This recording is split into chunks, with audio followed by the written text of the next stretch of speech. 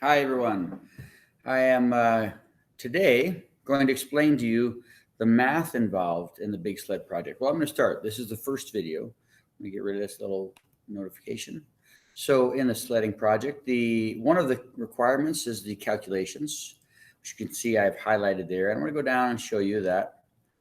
If you look at the first calculation, there's just some basic algebra there, whereas the second one for coefficient of friction requires some trigonometry. In fact, there's two ways you can solve that one. I think I have a, yep. And both require some trig. For number three, it's just basic, very simple math. You could call that algebra, I guess. And for four, there's in fact some basic algebra and some trigonometry. So today I'll just be talking about the first part of that. And for five, momentum, we have, again, just some basic pre-algebra. So I will have a follow-up video for this harder math. And today I'll focus on just the pre-algebra that I discussed there. Now, I think the best way for me to do this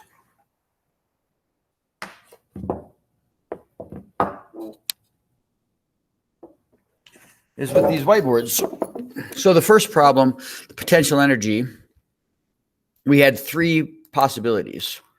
You can use this equation, which solves for potential energy. Mass equals gravity times height. We've seen this formula before with different variables. Work equals force times distance. We've seen that before. And kinetic energy equals 1/2 mass times velocity squared. So let's start talking about this. We have potential energy, mass equals gravity times height. That's the same thing as MAD. Remember, we calculated work, mass times the acceleration of gravity times distance.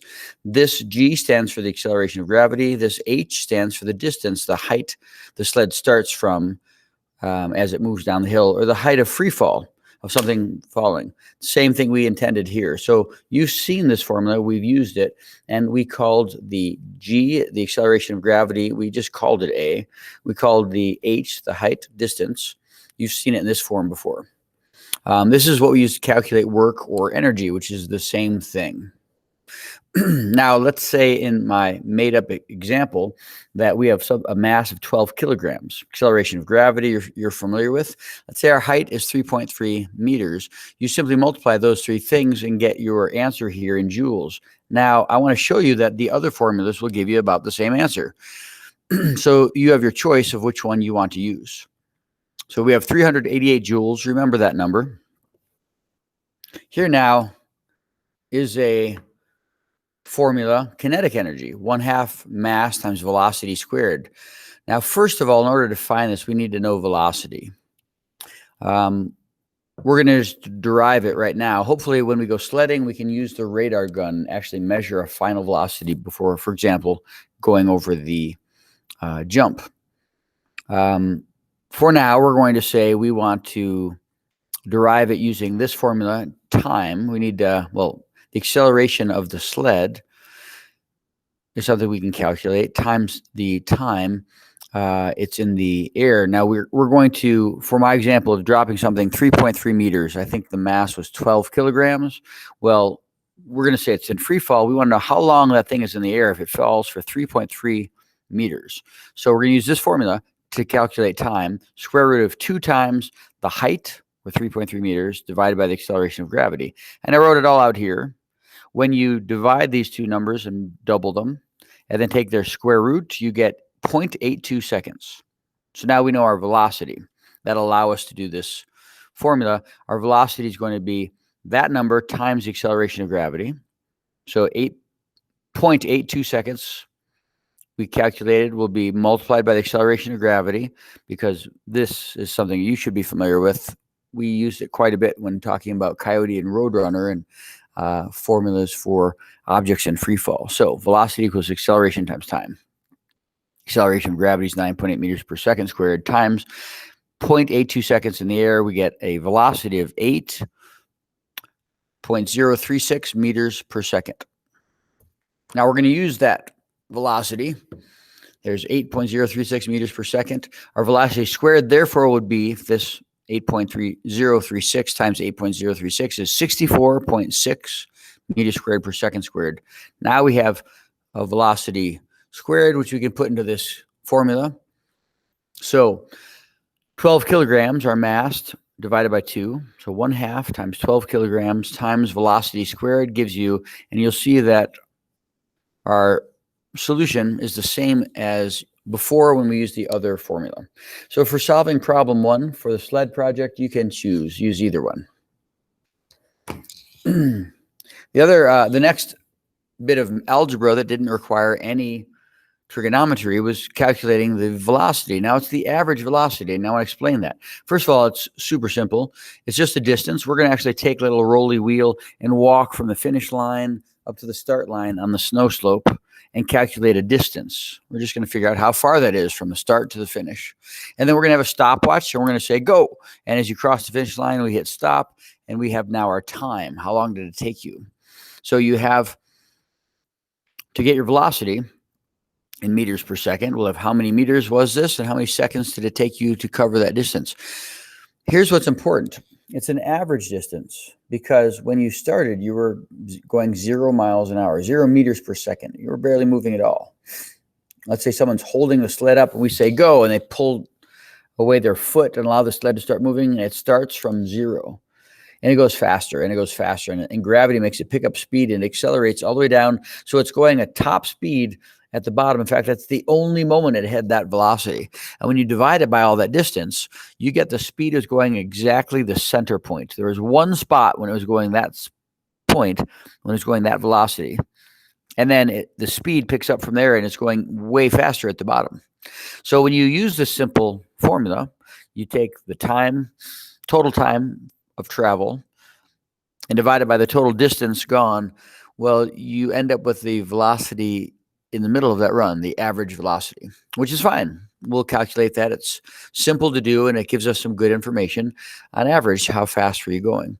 But for example, when we use the calculations of the sled going off the jump, we want to know how fast it was at the bottom. What's the final velocity before it hit the air? And for that reason, we'll have to get a different velocity. We're hoping that Officer Conolog will join us on the snow slope and use a radar gun to calculate our velocity here at the bottom. That'll be our final velocity. This calculation gives us our average velocity, or our velocity in the middle of the run. Okay, now moving on, we have calculation 4A with some easy math, getting the acceleration. Now, that's going to be your change in velocity divided by your change in time. Basically, acceleration means how the speed is changing or how the velocity is changing. So we need to know how the velocity has changed over time, and then over how much time that took place. So we have the final velocity, or V2, minus the initial velocity, or V1, and the same for time, the final time minus the initial time. In this case, we're having our stopwatch start from 0. So our initial time is 0. We have our final time minus 0, which means we don't need to write that. We just simply have one time on our stopwatch, however, whatever that is when your sled crosses the finish line, that's the time it took for you to do the sledding run. Similarly, the sled at the top of the hill, if you recall, started from 0. It wasn't moving at all, so its initial velocity was simply 0. And we therefore don't need to subtract it. We could just say our acceleration is our velocity divided by the time it took us to get up to that speed. What's really important is that this isn't any velocity. It's not the velocity we just calculated. It's not the average velocity. It's your final velocity. So we can only calculate our acceleration if we have a radar gun to get the instantaneous velocity at the bottom of the hill. And then if we do, it's simply velocity divided by time. So acceleration will be our final velocity divided by time. And finally, number 5, I don't think I wrote that here and should have, for question 5, calculation number 5, I want you to find the momentum. For some reason, I guess we've already used M for mass, The standard is to call momentum P. The variable is P for momentum. And then it's simply the mass times the velocity. It's super easy. It's the how much you and the sled weigh together, your kilograms, times your meters per second. And those are the units when calculating momentum. You simply have your mass times your velocity, and your units will be in kilogram meters per second. Very simple. Now, if you use your average velocity, what you're calculating is your average momentum. So that's maybe helpful.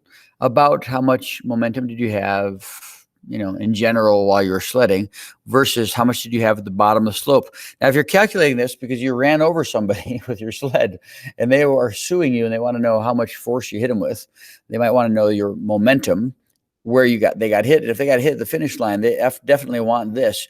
So you would have to have a velocity from the bottom of the slope. In that case, you'd be using the one we collect with Officer Conolog's radar gun. If you don't care about that, let's say Officer Conolog can't join us that day, so we don't have this ability, you'll use your average momentum. And then to do that, you get your average velocity, which is easy to calculate. And then using this simple formula, multiply it by the mass of you and your sled, you'll get your average momentum. Piece of cake. That's it. So then the follow-up video, we'll start talking about the trigonometry. We'll begin with the coefficient of friction. It's not quite as simple, and it is certainly important that you understand how to do it well. So we'll give you the initial instruction in a video and then some practice problems. Take care. Bye.